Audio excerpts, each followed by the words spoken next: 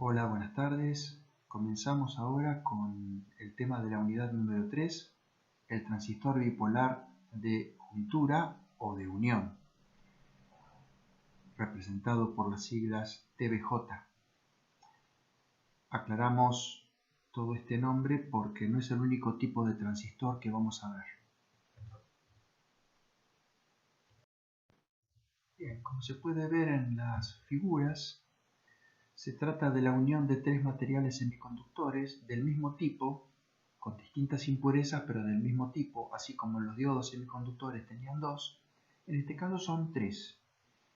Los tipos de impurezas son alternadas, uno tipo P y otro tipo N. Quiere decir que tenemos dos posibilidades, PNP o NPN.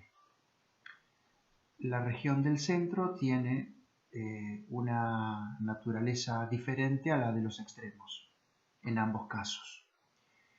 De este modo podemos conectar un electrodo a cada uno de los materiales, con lo cual en lugar de tener dos electrodos, como en el caso del diodo, ahora disponemos de tres terminales. Uno denominado emisor, otro denominado base y otro denominado colector. Como podemos ver, en lugar de tener una sola unión, como en el caso del diodo, tenemos dos. J sub E, la unión emisor-base, J sub C, la unión base-colector. Es un dispositivo en donde lo podemos ver como un nodo en donde la sumatoria de las tres corrientes involucradas en forma algebraica tiene que ser igual a 0. Si no fuera que existe un electrodo en el material del centro, la base, podríamos verlo como dos diodos en serie y en oposición, en ambos casos. Solo que es un dispositivo diferente, dado que vamos a ver cómo interviene, cómo repercute que exista una posibilidad de tener un electrodo en el centro de ambos. Los símbolos del transistor PNP y NPN se encuentran debajo de cada una de las estructuras. En ambos casos aparece entre emisor y base una flechita que es la que indicaría el sentido de la corriente cuando el diodo en cuestión se encuentra en directa. En el caso de PNP es una corriente entrante a la base y en el caso de NPN es una corriente saliente de la base.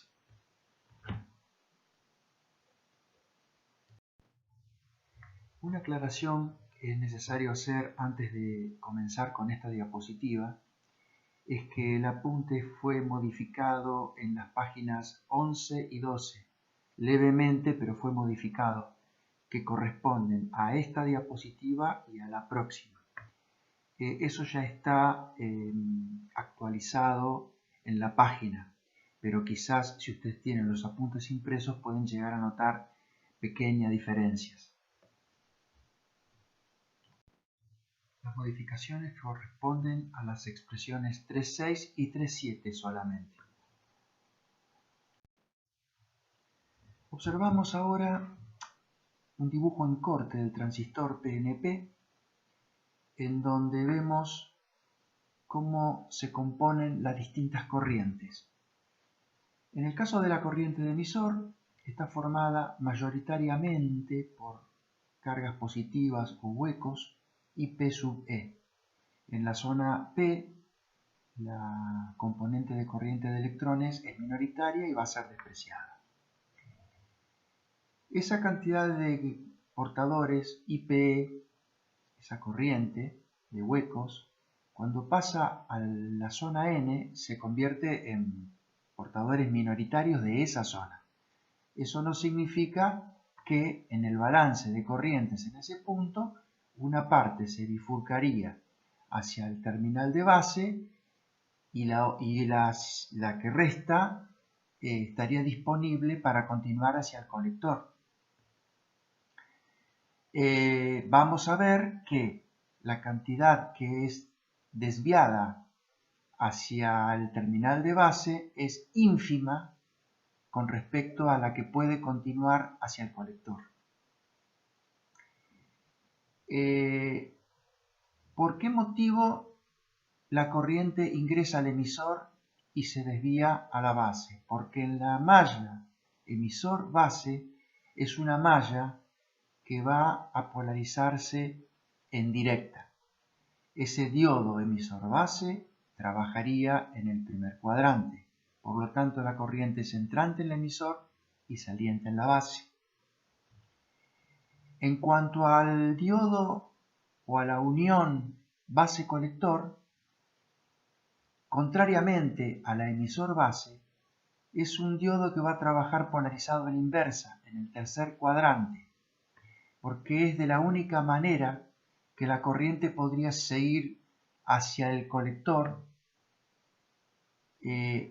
sustentado por la presencia de un fuerte campo eléctrico que aceleraría las cargas que no son tenidas en cuenta por el terminal de base, que vuelvo a repetir, son la mayoría, entre un 95 y un 100%, para que tengan una idea, muy cercano, mucho más cercano al 100% que al 95%, y eso, digamos, justifica que pueda circular corriente en un diodo que en principio uno lo podría ver en inversa y diría ese camino está abierto, pero si superamos la ruptura debido a la presencia del campo eléctrico habrá una corriente importante. La corriente que le llega al colector tiene un aporte prácticamente despreciable denominado IC0, que es la componente de corriente que no debemos olvidarnos que existe toda vez que hay una unión polarizada en inversa y por ende un campo eléctrico, y su origen estaría en la agitación térmica, esa energía térmica que rompe enlaces, esas cargas se liberan y si hay un camino cerrado circulará como corriente y si no será como una pequeña corriente interna que es un movimiento más bien de cargas que nace, entre comillas, y muere, entre comillas, dentro de esa unión. Entonces, la corriente de emisor es prácticamente igual a la corriente IP sub E, la vamos a utilizar como sinónimo porque despreciamos la otra componente de corriente de emisor. La corriente de colector es lo que el residuo que no ingresó en la base de la corriente de emisor, que es su gran mayoría, más el aporte de esa corriente térmica IC sub 0. Surge allí unos parámetros de eficiencia de emisor, factor de transporte, ganancia de corriente, en definitiva ganancias de relaciones de corrientes, en donde la eficiencia de emisor es la relación entre lo que consideramos corriente mayoritaria de emisor y la totalidad de la corriente de emisor, que es aproximadamente igual a 1 y en nuestro curso igual a 1, un factor de transporte, alfa sub t, que es la relación entre la corriente que llega al colector proveniente del emisor dividido la corriente que partió del emisor, que también es prácticamente igual a 1. Y una ganancia de corriente alfa, que es la relación entre la corriente que llega al colector y la que partió realmente del emisor, teniendo en cuenta todas las componentes que allí ocurren. Ese alfa tiende a 1 y se puede verificar que es igual al producto de las dos relaciones anteriores, gamma y alfa sub t. Esa ganancia alfa es un parámetro que sí vamos a usar y lo vamos a vincular con la relación entre la corriente de colector y la corriente de emisor. Vamos a ver que el alfa que acabamos de mencionar es aproximadamente igual a la corriente de colector dividido la de emisor por no tener en cuenta el pequeño aporte de IC0. Bien,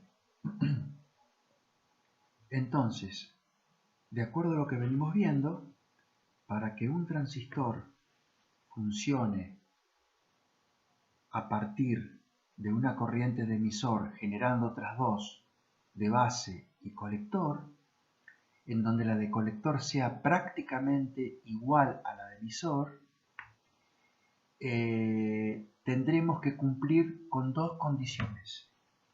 La primera es que la unión emisor-base o base-emisor, depende del tipo de transistor que se trate, se encuentre polarizada en directa. Y la unión base-colector o colector-base se encuentre polarizada en inversa. Tenemos dos grados de libertad. Para eso se genera una malla base-emisor y otra malla colector-emisor.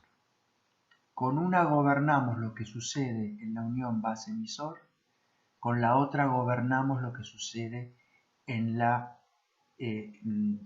digamos, en la unión colector-base a través de la tensión colector-emisor. La primer malla la tenemos que poder ver como lo veíamos antes, una batería, una resistencia en serie y un diodo en directa en serie. En este caso estamos viendo una configuración NPN, pero podría haber sido una PNP.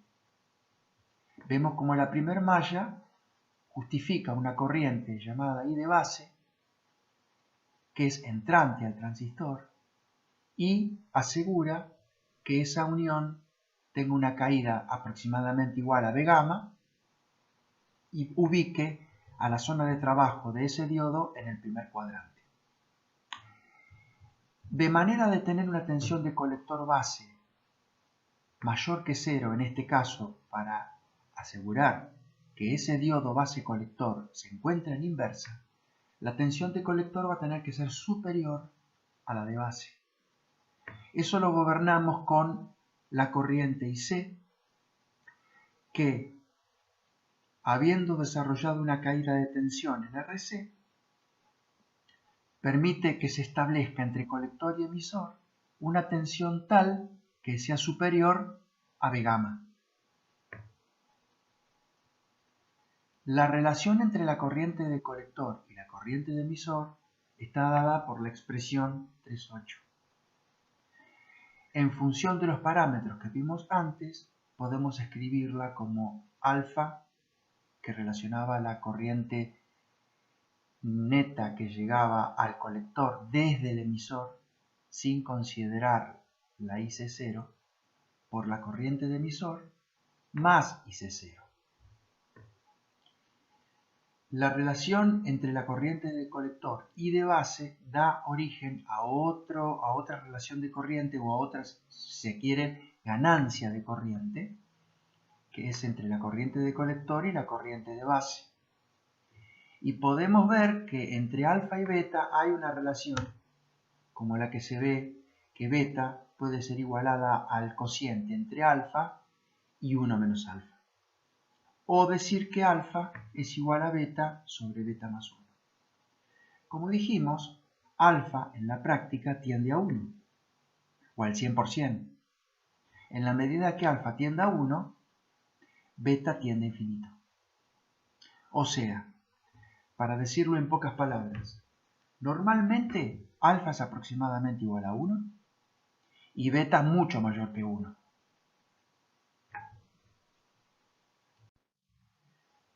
Ahora podemos entender, quizás, por qué a esta configuración que acabamos de ver se la llama de emisor común.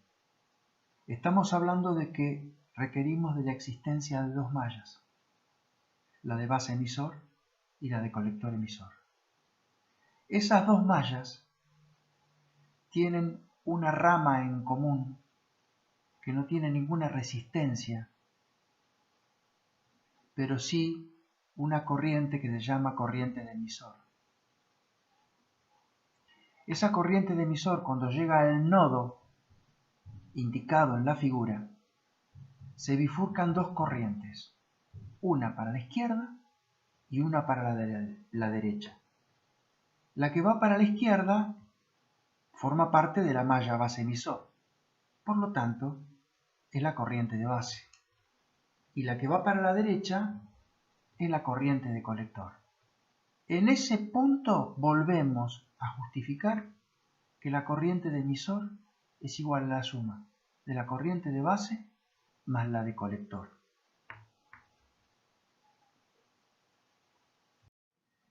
Fijémonos que si reemplazamos en la expresión 3,8 alfa en función de beta, podemos escribir lo que tenemos allí en IC en función de beta, corriente de base, corriente de colector e IC0. Hemos reemplazado alfa en función de beta y hemos reemplazado la corriente de emisor por la suma de la corriente de base más la corriente de colector. Reuniendo en un solo término la corriente de colector y despejándola, llegamos a la expresión 3,9 que nos dice que la corriente de colector es función de la corriente de base, de beta y de IC0. Si despreciamos el término de IC0, que muchas veces lo vamos a despreciar, solamente lo vamos a tener en cuenta para justificar un fenómeno que puede llegar a la destrucción del transistor, por lo cual, según para lo que sea lo vamos a considerar despreciable y según para lo que sea no. Aparte tenemos que tener en cuenta que IC0, si bien es chiquita, está multiplicado por un número grande, por beta más 1. Ahora, si IC0 es mucho menor que IB, ahí sí la podemos despreciar, porque prácticamente están multiplicados por el mismo factor. Entonces, si despreciáramos el término IC0 para ver un poco más clara la expresión 3,9 y dijésemos que simplemente la corriente de colector es beta por IB, fíjense qué interesante. Primer gran conclusión de un transistor bipolar de juntura. La corriente de colector es función de la corriente de base. Si yo ajusto la corriente de base a un cierto valor y conocido beta, automáticamente establezco la corriente de colector. Lo puedo llegar a ver como una fuente de corriente dependiente de la corriente IB, una fuente de corriente dependiente de otra corriente. Entonces, si en la malla base emisor yo ajusto la tensión BBB, variará la corriente de base.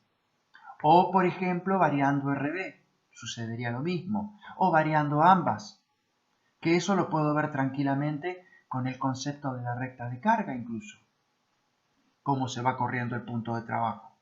Si yo ajusto el punto de trabajo de IB en un valor adecuado para mí, lo voy a hacer también con la corriente de colector. Entonces, el transistor bipolar de juntura es un dispositivo controlado por corriente. La corriente IB controla el funcionamiento de la corriente de colector. Y por poquita que sea la corriente de base, por poquito que valga, es suficiente que haya algo distinto de cero que permita controlar lo que sucede en la malla de mayor corriente. Se dice muchas veces que la malla base emisor es la malla de control y la malla de colector emisor es la malla de potencia. Estoy controlando la potencia en la carga de RC con una pequeña corriente de base. Algo así como ustedes han visto haciendo un paralelismo con un contactor. Una pequeña corriente que circula por una bobina maneja a través del cierre electromagnético de una llave una corriente mucho mayor por esa llave. En esta diapositiva vamos a presentar dos familias de curvas que describen, justifican el funcionamiento del transistor. Por un lado, en la unión base-emisor, eso va a permitir encontrar el punto de trabajo de la malla de entrada o de control. Y por otro lado, las curvas que relacionan la corriente de colector con la tensión colector-emisor, que sería el comportamiento del transistor visto como un cuadripolo en colector-emisor que permitiría encontrar el punto de trabajo en la malla de salida. Como vemos, las curvas de entrada, transistor, base emisor, se refieren a un comportamiento de un diodo en directa, tal cual lo describimos. Solo que en lugar de tener una sola curva, tiene varias en las cuales la tensión de colector emisor actúa como parámetro. En las curvas de salida vamos a encontrar que tenemos varias zonas de trabajo, concretamente 3. La zona 1, que es la más fácil de ver. En la zona 1, si ustedes se fijan, las curvas de corriente en función de la tensión tienden a ser horizontales. Idealmente podemos considerar, o al menos en nuestro curso, nosotros las vamos a considerar horizontales.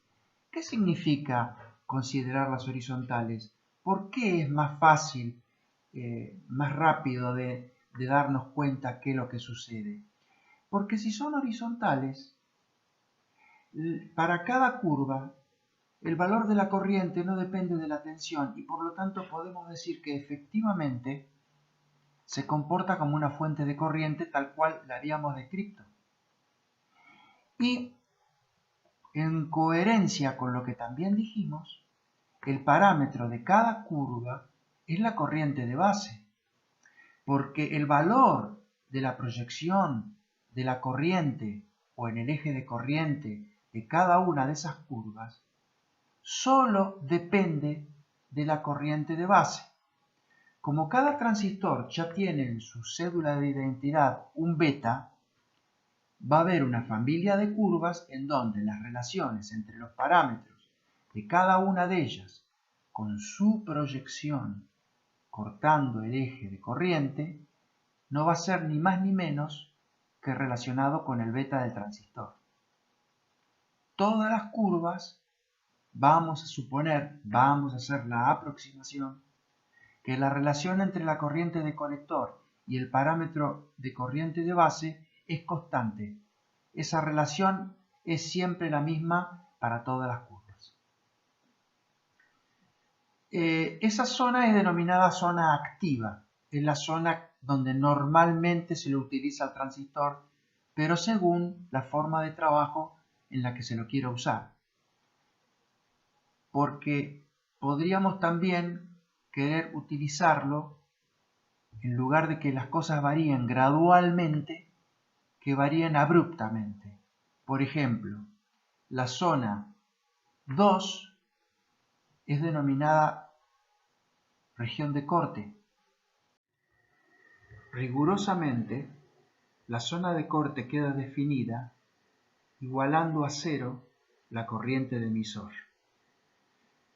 En ese caso, la corriente de colector queda definida solamente debido a la generación térmica y es justamente IC0.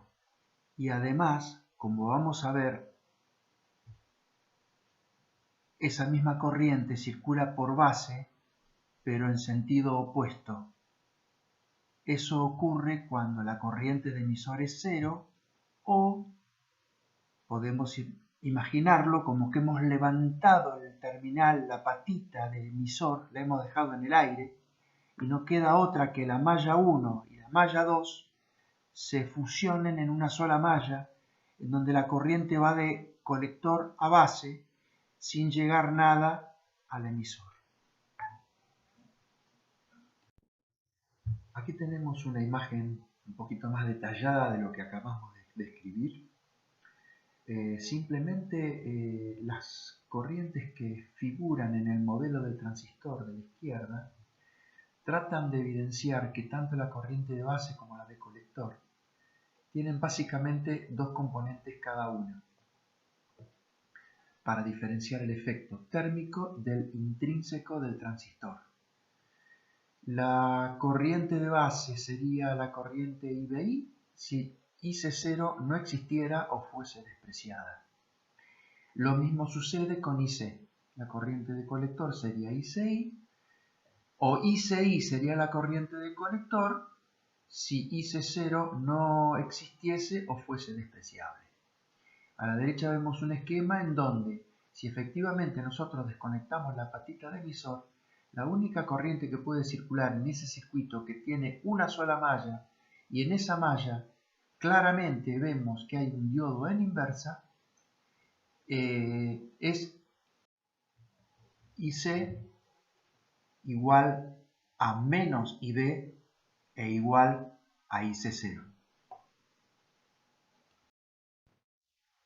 Una aclaración que después sobre la cual vamos a volver, pero es el momento de hacerla.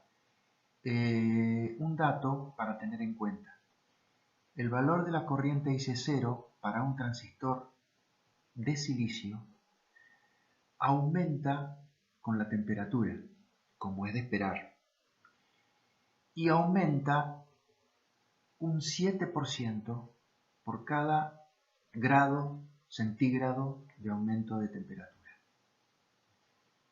Ya vamos a ver que eso después se puede convertir en un problema que habría que tener en cuenta, sobre todo cuando se trabaja con grandes corrientes.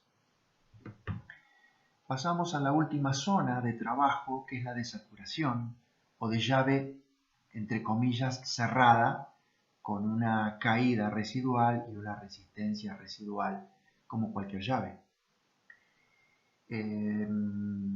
Cuando hablábamos de cambios abruptos y no trabajar en la zona lineal o la zona 1, hablábamos de pasar del corte a la saturación y de la saturación al corte abriendo y cerrando una llave, es decir, lo que se conoce comúnmente como modo conmutado.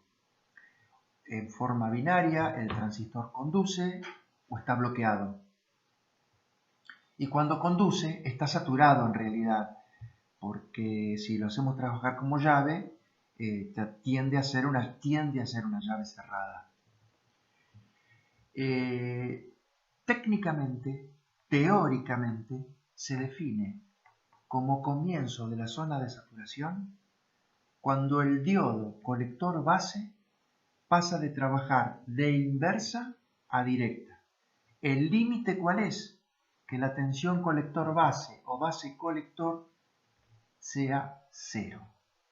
Si se está moviendo en el sentido que la juntura colector base se ponga en directa, estamos entrando en la zona de saturación.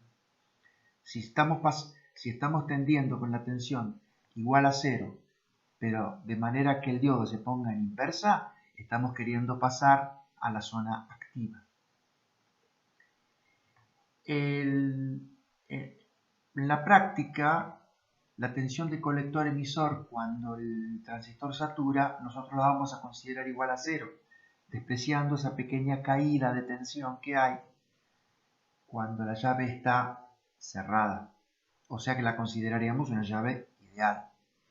En esas condiciones, si la corriente de colector es igual a la tensión de batería BCC menos BCE dividido RC, es decir, la corriente de colector es igual a la caída en RC dividido RC. Si consideramos nula la tensión de colector emisor en saturación, podríamos hacer la aproximación que la corriente de colector en saturación es directamente igual a la corriente de cortocircuito, es decir, BCC dividido RC. Por otra parte, la corriente de base es igual en la malla 1 a BBB menos BBE dividido RB.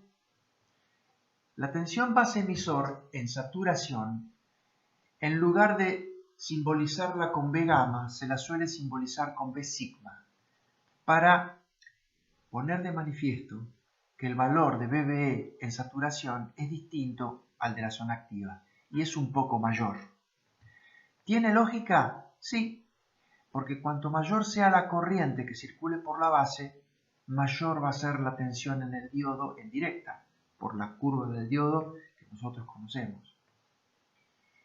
Si reemplazamos a la corriente de base como la corriente de colector dividido beta, podemos igualar todo esto a BCC sobre beta RC.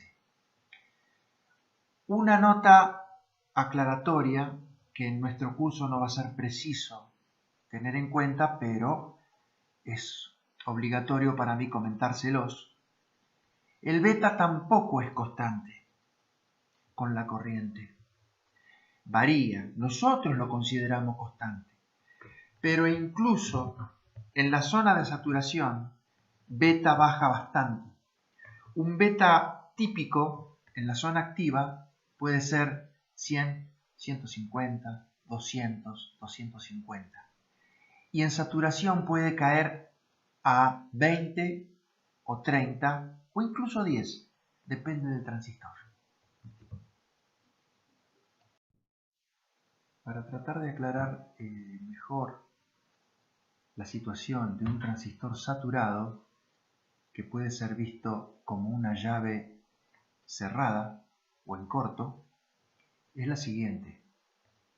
Como dijimos, la corriente de colector de saturación es aproximadamente igual a la corriente de cortocircuito entre colector y emisor, o BCE igual a 0, y es igual a BCC dividido RC. Esa corriente dividido por el beta de saturación, que lo vamos a diferenciar del beta de la zona activa por ser en la práctica mucho menor, y por lo tanto el fabricante no solamente da el beta en la zona activa, sino que también da el beta en la zona de saturación. En realidad, el beta depende y varía y es especificado para una corriente.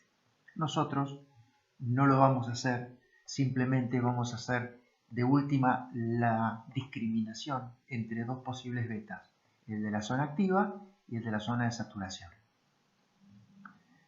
Cuando eso ocurre, si consideramos que la tensión de colector emisor es 0, el colector estaría a masa en contacto con el emisor. Y como pueden ver, el diodo de base colector estaría en paralelo con el diodo de base emisor, ambos en directa, ambos con una misma tensión, en este caso igual a B sigma.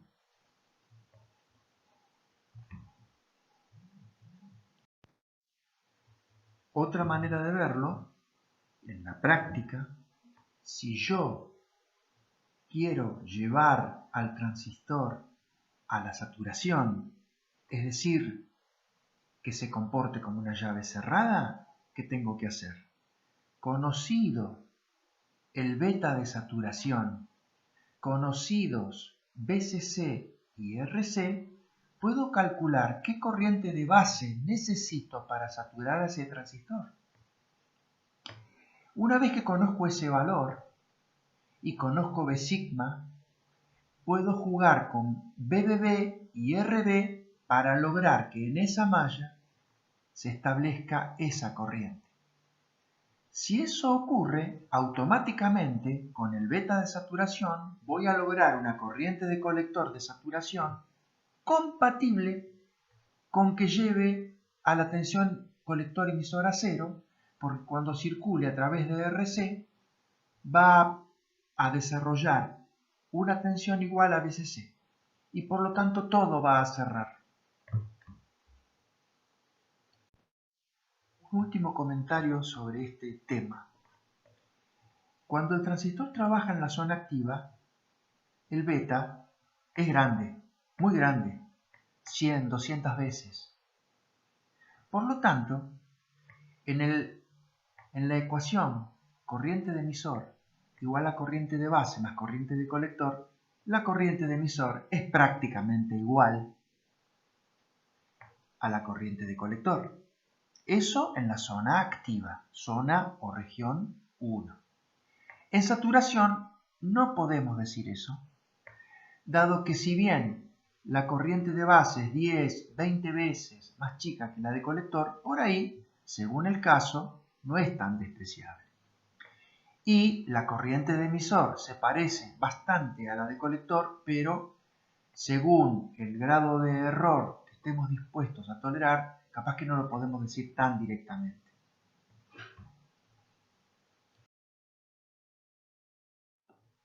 Bueno, vemos ahora un poco un resumen de lo que acabamos de comentar del modelo correspondiente a la saturación. El transistor se puede ver entre colector y emisor como una resistencia de pérdida, llamada RC de saturación, y una tensión residual, llamada BCE mínima o de saturación.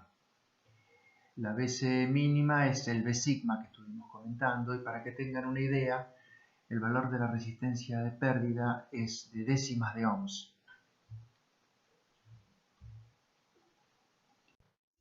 Vemos en la parte baja de la diapositiva que no solamente existe la configuración emisor común que tiene el emisor a masa, existen otras configuraciones, dado que el transistor tiene 3 terminales, serían otras 2 más. Una con el colector a masa, en realidad es el colector a masa en corriente alterna, y la última, la base a masa. La que tiene el colector a masa se llama colector común, la que tiene la base a masa se llama base común, y la primera que vimos que tiene el resistor a masa se llama emisor común. Si bien lo que vemos en esta imagen no corresponde al dictado de este curso, de esta materia, solamente como un comentario que me parece interesante que vean, por lo menos para que si dicen suelo escuchar normalmente el término amplificador a transistores. Esto es un circuito elementalísimo, el más básico que se podría dibujar, de un amplificador que utiliza un transistor, para entender la idea de cómo funciona y por qué se puede obtener una tensión en la salida mayor que a la entrada, como si estuviéramos hablando de un transformador elevador. En este caso, fíjense que tenemos debajo del circuito, que ya hemos visto, está dibujado de otra manera, pero es el mismo, le estamos intercalando en serie con la pila o la batería de corriente continua BBB una tensión que es exclusivamente de alterna, una corriente alterna pura. Debajo tenemos la familia de curvas de colector-emisor del transistor, superpuesta a una recta de carga dada por VCC y RC, eso nosotros ya lo sabíamos. ¿Y cómo se elige el punto de trabajo Q? El punto de trabajo Q se elige con BBB y RB. Dadas las curvas del transistor, con BBB, RB y B gamma, vamos a seleccionar cuál es la corriente de reposo o de corriente continua por la base. Una vez que fijemos esa corriente de base, automáticamente de todas las curvas estamos quedándonos con una. En este caso con la de corriente de base igual a 150 microamperes. Si ahora consideramos las variaciones de la tensión entre base y masa, o qué variación de corriente de base vamos a tener por considerar la tensión alterna B sub G, vamos a ver que la corriente de base en el semiciclo positivo de B sub G va a aumentar. ¿Hasta qué valor? Hasta el valor pico. ¿Cuál es ese valor pico? BG pico dividido RB, porque en el modelo de alterna, B gamma y BBB no están. Entonces, el valor pico de la corriente de base es el valor pico de BG dividido RB. Supongamos que esa cuenta nos da 50 microamperes. Entonces, la corriente de base va a ir desde un valor medio de 150, va a llegar como máximo a 200 y va a descender como mínimo a 100. La corriente de base siempre va a tener el mismo signo, positivo, entrante a la base. Sin embargo, la componente alterna va a tener signo positivo en el semiciclo positivo y negativo en el semiciclo negativo. Con la corriente de colector sucede lo mismo. Es siempre positiva, pero va a tener un semiciclo positivo y un semiciclo negativo. El pico de la corriente de colector va a ser mucho más grande que el pico de la corriente de base porque va a estar magnificado por el beta, que en corriente alterna el beta se lo denomina H minúscula sub F. Entonces, una pequeña variación de corriente de base ocasiona una gran variación de corriente de colector, que multiplicado por RC se traduce en una gran variación de tensión en RC, mucho mayor que lo que sucedió en la generación B sub G. Ahí está el efecto de ganancia de tensión o amplificación de tensión. Básicamente es eso. Ahora un último comentario y ya no hablaríamos más de este tema. Cuando tenemos un pico positivo en BG, tenemos un pico positivo en IB y en IC. Pero, como la corriente en la malla 2 tiene sentido antihorario, estaría produciendo una tensión entre colector y masa en alterna negativo. Cuando la tensión BG tiene un semiciclo positivo, la tensión entre colector y emisor o entre colector y masa en alterna tiene un semiciclo negativo. Dadas esas circunstancias, se dice que esta configuración amplifica tensión, pero además es inversora. ¿Inversora de qué? De la fase. ¿Por qué? Porque hay un desplazamiento de fase de 180 grados. Bueno, allí ponemos de manifiesto nuevamente las expresiones de la relación entre las corrientes de colector y base en continua y en corriente alterna. Vemos en la representación gráfica que realmente el parámetro de ganancia de corriente no es una constante, varía con la corriente, solo que para nosotros esa curva la vamos a considerar una constante.